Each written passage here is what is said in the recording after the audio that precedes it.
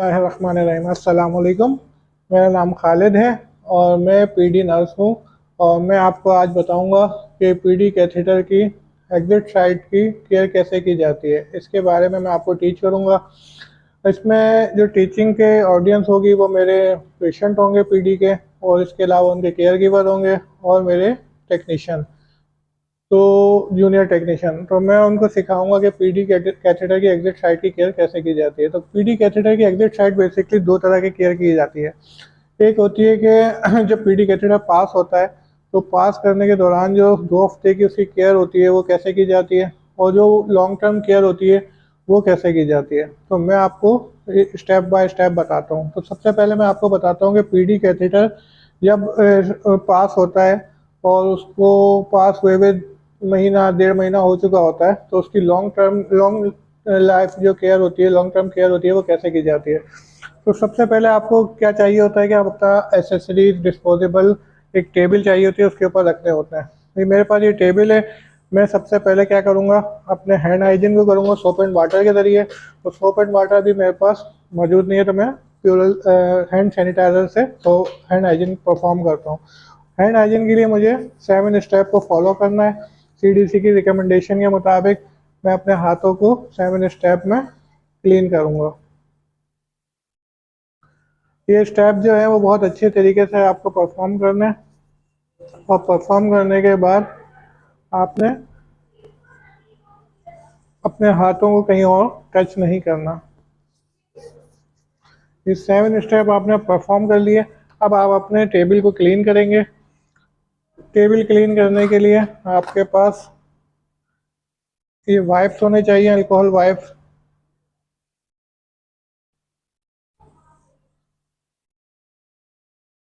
इससे आप अपनी टेबल को अच्छी तरह से क्लीन कर लेंगे। ये टेबल क्लीन कर लिया आपने, इसको आपने डिस्कार्ड कर दिया। अब आपकी टेबल क्लीन है। अब आपने अपने क्या करना है कि दोबारा से हैंड हाइजीन परफॉर्म करनी है। हैंड हाइजीन परफॉर्म करने के बाद आपने जो जो चीज़ें ड्रेसिंग के वक्त ज़रूरत के सामान होता है उसको अपने टेबल के ऊपर रखना है।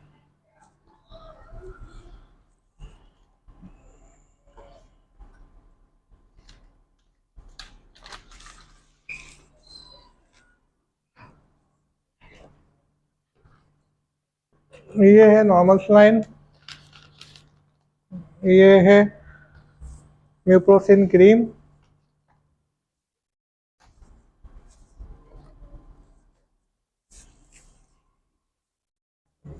ये है डर्माफोर ड्रेसिंग,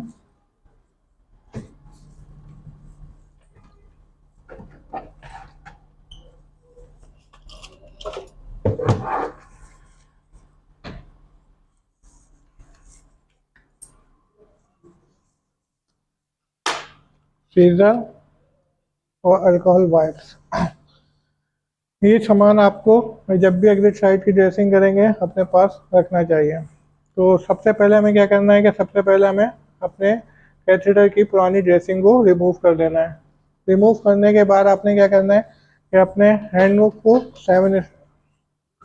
एक चीज़ रह गई,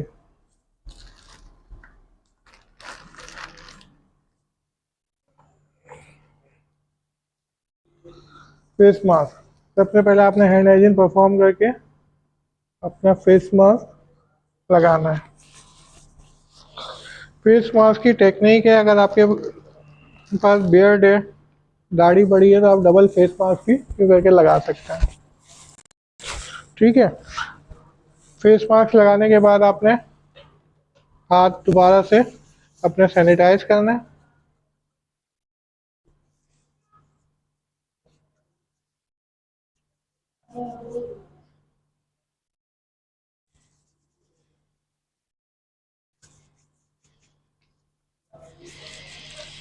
अब आपने पेशेंट का जो कैथेटर है उसकी एग्जिट साइड की ड्रेसिंग करनी है, और उसके लिए आपने सबसे पहले क्या करना है, इसकी लुक करना है, देखना है इसको कि इसमें से कोई डिस्चार्ज तो नज़र नहीं आ रहा, रेडनेस तो नहीं है, और इसको टेंडनेस तो नहीं है, इसके अंदर कोई मवाद आपको कोई दाना टाइप का नज़र आए। इसको फिर आपने क्या करना है कि इसको हल्का सा देखना है, चेक करना है कहीं से कोई दर्द वगैरह तो नहीं है। फिर आपने लुक कर लिया, फील कर लिया, और फिर उसके बाद आपने क्या करना है कि अपने हाथों को दोबारा से सैनिटाइज करना है।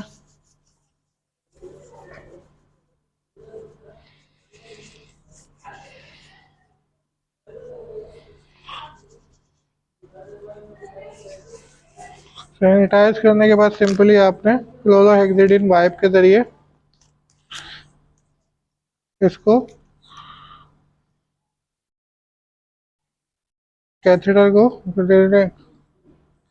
यहाँ से पकड़ते हुए ऊपर की तरफ लेके जाना है और यहाँ पे लाके होल्ड करना है। होल्ड करने के बाद नया आपने ये खोलना है वाइप, और आप इसको इनर से आउटर की तरफ क्लीन करेंगे।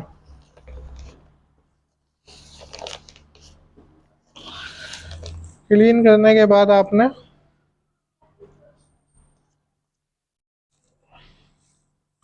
थोड़ी देर के लिए इसको ड्राई होने देना है।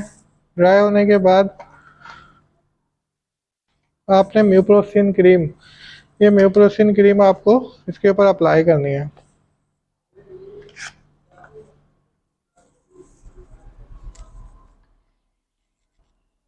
आपने गॉस पीस लिया, गॉस पीस पे आपने म्यूप्रोसिन क्रीम लगाई।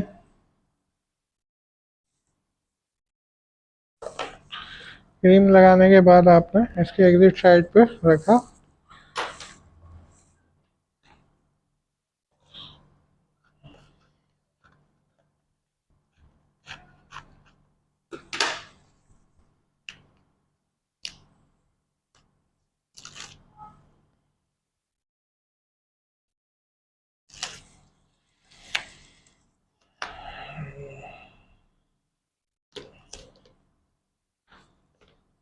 और यहाँ पे आपने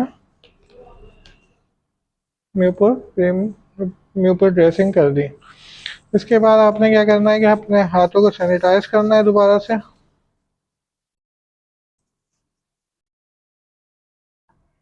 और हाथों को सैनिटाइज करने के बाद एक डर्मापोर जो है वो छोटा सा ओ काट के थोड़ा सा एग्जिट साइड से हटा के इसको यहाँ पे टेपिंग कर देनी है ताकि ये फिक्स हो जाए। फिक्स होने के बाद अब आप इसको, ये जो पाइप है इसको निकालेंगे, और निकालने के बाद इसको आपने पूरे पाइप को क्लीन किया।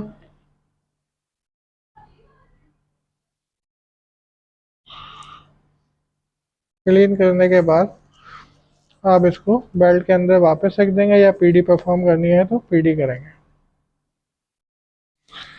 ठीक है नाज़रीन, जैसा कि आपने देखा कि यहाँ पे हमने आज आपको पीडी कैथेटर की लॉन्ग टर्म ड्रेसिंग के बारे में बताया। तो उम्मीद है कि आपको ये वीडियो पसंद आई होगी। Thank you so much.